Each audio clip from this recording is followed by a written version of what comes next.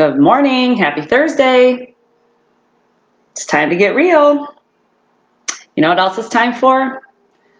I think it's time to wash my hair. This is looking pretty bad. Although tomorrow is hair day for me, so I'm getting excited about that. I need all this gray to be gone. Because that's the one thing I'm not going to get real about is my gray hair. No, not yet. Not doing it. All right, so updates. We did it. We did it. I have 800 likes on this Facebook page and 50 YouTube subscribers as of just a minute ago when I looked. So super excited about that. The reason it's important for you to subscribe to the YouTube channel, which the link is in the description of this video, is that next week our format for watching these motivational videos is going to be a little bit different. I will continue to post on this Facebook page like short little snippets about what we're talking about, maybe short 1 or 2 minute videos about that with a link to the entire video about the topic to YouTube, because I want you to start watching on YouTube. Please, please, please. So if you have not subscribed to that yet, follow the link, hit subscribe. It's that easy. It's not complicated. Okay. I forgot to read last night. I do not know how that happened. I even told my friend Vicky that I was going to read. That was one of the things on my list. And then I laid down and just didn't do it. I just totally slipped my mind. So, oh well. So far this morning, this is what I've done to be productive. I got up, I worked out. It was a good workout. I liked it. I did some laundry. I did this. I prepped my podcast. What else did I do?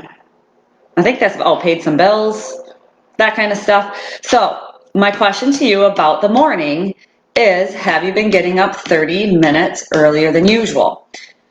I'm not asking you to get up early. I'm asking you to get up 30 minutes earlier than you usually do. So go back and watch that Be a Morning Person video from September 3rd. Okay. And if you have been getting up 30 minutes earlier, what have you been doing with your time? Have you been using it for personal improvement or personal growth? Have you been using it to get things done around your house? Have you been using it to work out? What have you been using it for? Okay, and then shoot me an email about that, or shoot me a comment on this video or on that Be a Morning Person video. Message me here. That's fine. So my email is reallifedawn@gmail.com. RealLifeEDAWN, no spaces. reallifedawn@gmail.com. Email me about anything, guys. I am going to start using my email a bit more for a not so secret challenge coming up. So stay tuned for more information about that. Today we are talking about the A of real, the achieving. And for our purposes here, when I talk about achieving, it's typically achieving success of whatever goal it is that you're working towards, be it to lose weight, get in shape, be fit, start a business, just maybe your goal is just get up earlier, be nicer, have more patience, whatever your goal is. We are talking the A, achieving that goal. Okay. So today we're talking about commitment. Okay. Commitment. Definition of commitment: the state or quality of being dedicated to a cause or activity. Very simple. Not the definition of commitment. Only working towards your why or purpose, aka real life, when it's easy, convenient, or you feel like doing it. That's kind of what some of us look at commitment as. It's like, yeah, I'm totally going to do that. Totally going to do that. Unless it gets hard, then I'm not going to do that. Unless someone asks me to go shopping with them, then I'm not going to do that. Unless something else better comes along, then I'm not going to do that. So commitment is not doing things only when it's easy or only when you feel like it. I'm committed to working out. Unless I have to do it in the morning, no way. People, come on, let's get real. So this quote by Turock: there's a difference between interest and commitment. When you're interested in doing something, you do it only when circumstances permit. When you're committed to something, you accept no excuses, only results. That's how committed we need to be. We need to be committed, so committed that we make no excuses, accept no excuses, and rely on results, period. So you have to ask yourself this question. Are you interested in succeeding or committed to succeeding? The only real measure to success is action. Do you follow through with your commitments? That's a question you have to ask yourself. Do you say what you're going to do? Do you do what you say you're going to do? That is very important for success. 3 things you need to know about commitment. Number 1, commitment starts in your heart. It starts with this desire to succeed even if things are not perfect. A lot of us are waiting for the perfect time to do anything. Trust me, there is no perfect time for anything except now. That is always the only perfect time. Commitment is tested by action. Do you just talk the talk, or do you also walk the walk? Do you say one thing but do another? So when I was a Weight Watcher leader, not calling out anybody, but there were some leaders that were not just a couple pounds overweight. They were a lot overweight. And they were up there telling people how to lose weight, which they probably know how, but they weren't, also walking their walk. They were just talking the talk. And sometimes it's hard to take advice from someone who isn't doing what they say they should be doing. Not that people don't go into struggles and things like that. I am not saying that. I am not belittling that at all. I'm just saying, if you want to be credible, you can't just say it, you also have to do it. Commitment opens the door to achievement. Commitment is the only thing that's going to carry you through the obstacles. There will be hard times, there will be tough times, there will be setbacks, there will be struggles, there will be failures, and the only way that you're going to keep going is if you're committed to doing that. So, when it comes to commitment, there are 4 types of people. Number 1, the cop-outs. Cop-outs. These people have no goals, never make a decision, and never change or achieve anything. The holdouts. These people don't know if they can reach their goals, so they never commit, and fear holds them back because they're afraid of failure. I would say that was me at one time. I was really afraid of committing to anything because I didn't really believe that I could do it. So I just didn't do it. The dropouts. These people start towards their goals maybe like 1,000 times. Maybe they say over and over and over, I'm going to lose weight. And then they start every diet fad known to man. And then as soon as they're tempted with a party or a situation or a food, they say, no, too hard, not doing it. So the dropouts. And then the all-outs. This is the person that you need to become, if you're not already that person, that you need to become if you are going to be successful. So the all-outs. These people set goals, commit to their goals, and pay the price to reach their goals. They put in the work and take action. So I have been... So reminder, 4 types of people when it comes to commitment: cop-outs, holdouts, dropouts, all-outs. I don't think I've ever been a cop-out. I've definitely been a holdout. More recent, I don't think I've ever been a dropout either, just because I was more the holdout. I wouldn't really start anything because I was afraid I was going to fail, so I didn't really start and then drop out. And then right now, I absolutely feel like an all-out. I am just willing to do all the work that it takes to achieve my why or my purpose. Not only my grand why or purpose that I talk about all the time, but in the little things I do too. So there are 2 examples that I can think of in particular. One recent that I've been an all out, and it's so small. But yesterday, I'm trying to close my pool.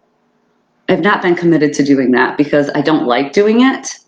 And so I procrastinate and I put it off. But finally, I know it is time. So I am committed to doing that. And part of this step is taking the ladder out of the pool, which sounds easy.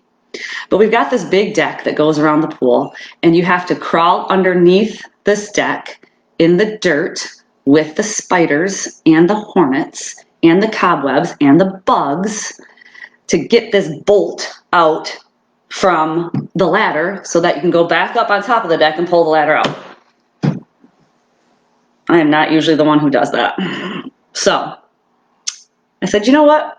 I'm going to do this. I'm committed to doing this. I had this strong desire and this commitment to doing it. It probably took me a half an hour because I had to go get different size wrenches, and then the bolt kept turning while I couldn't loosen the nut, and I didn't care. I did not get frustrated.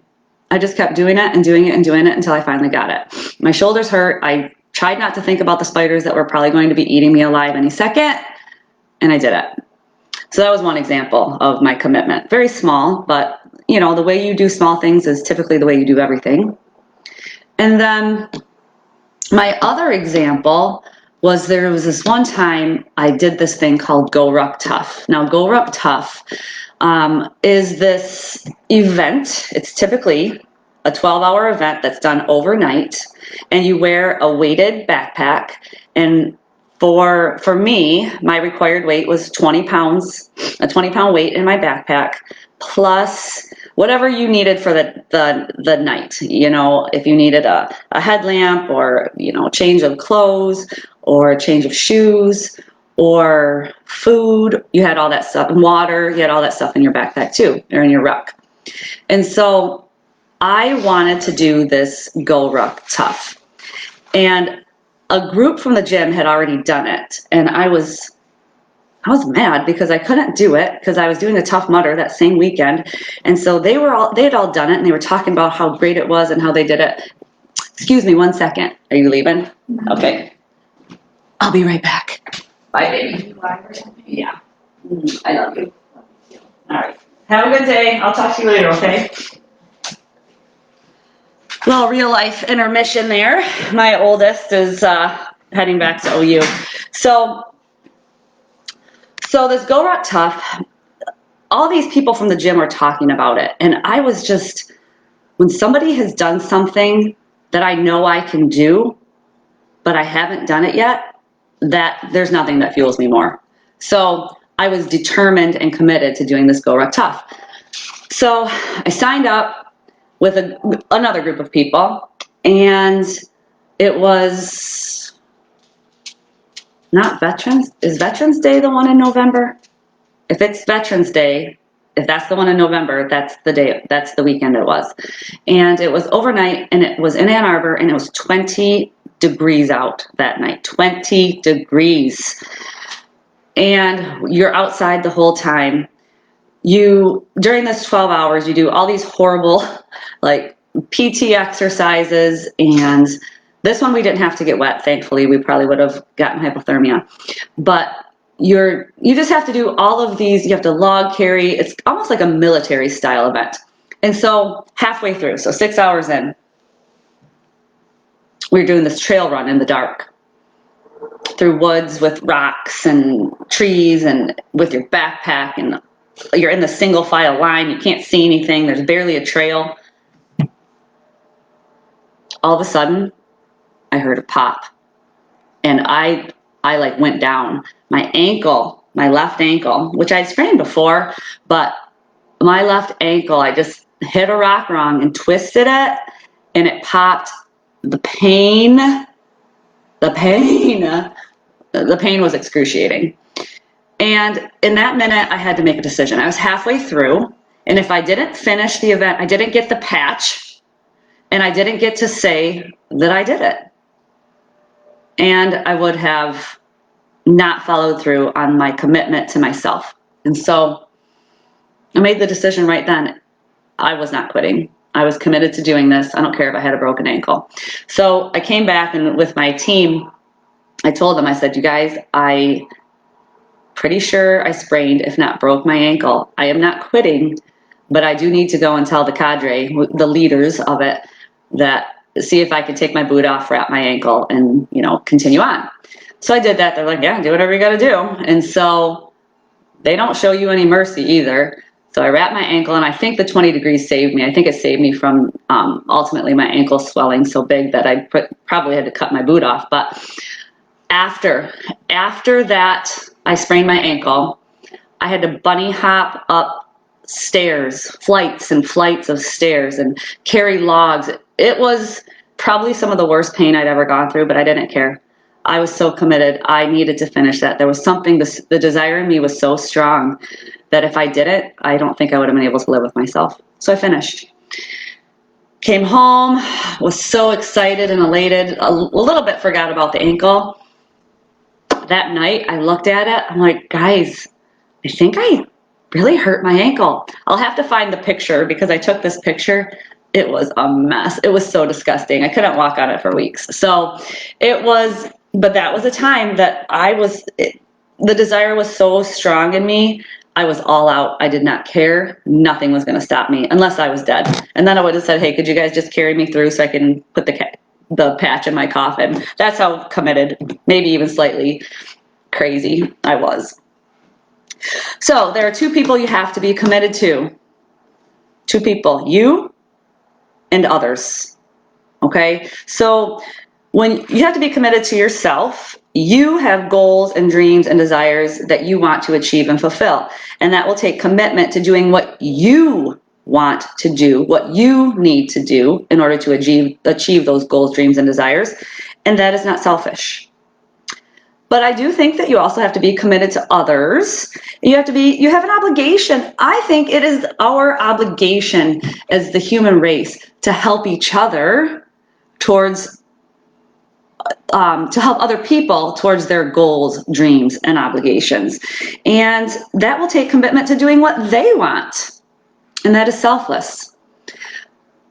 That is not a problem. That is a beautiful thing. You can keep your commitment to yourself and to others simultaneously. And it does not become a problem unless one ultimately always gets in the way of the other.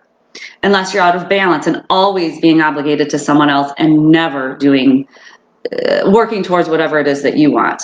Or always working towards whatever you want and saying, you know, screw everybody else. That's skewed in either direction. So you must balance your commitment to yourself and to others. So I think a great example of this is my new friend, Michelle. Michelle, hi, if you're out there listening. We went to dinner with a group of us, I think, was this last weekend? Maybe it was Sunday. We were up in Lexington, and she is very committed right now to her own personal goals of, weight loss and fitness. She's working very hard, working out, and she is really paying attention to what she eats. But we all wanted to go out to dinner, and she says, yeah, let's go out to dinner. So we went out to dinner, and she had fun, she laughed, she joked, and she brought her own food, and she ate her own food while she was talking and laughing with us. She did not use going out to dinner as an excuse to give up on her commitment to herself, but she didn't use herself and her I'm on a diet as an excuse to give up on her commitment to her friends. And so I thought that was a perfect balance or example of how you can balance the two and stay committed to what you want and desire and what other people want and desire. Now, there are 2 steps to improve your commitment. Number 1 is to measure it. You have measures of your commitment. Take a second or more and look back on your calendar from this past month. How did you spend your time? If you have a goal, and let's just say that goal is weight loss, because a lot of us, that's what our goal is. How did you spend your time? Did you spend time working towards that goal? Did you spend time keeping commitments that will lead you to that goal? How many days did you work out? How much, I hope you're tracking and journaling and stuff when you're trying to lose weight. How much water did you drink? What did you eat? What did your commitment look like to yourself and to that goal? Did you just talk about losing weight, or did you actually walk the walk or take the action that you need in order to achieve?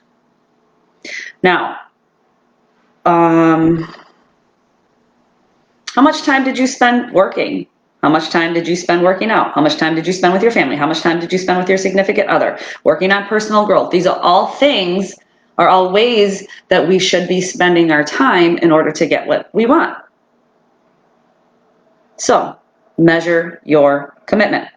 And the second thing in order to improve your commitment is have accountability to someone else.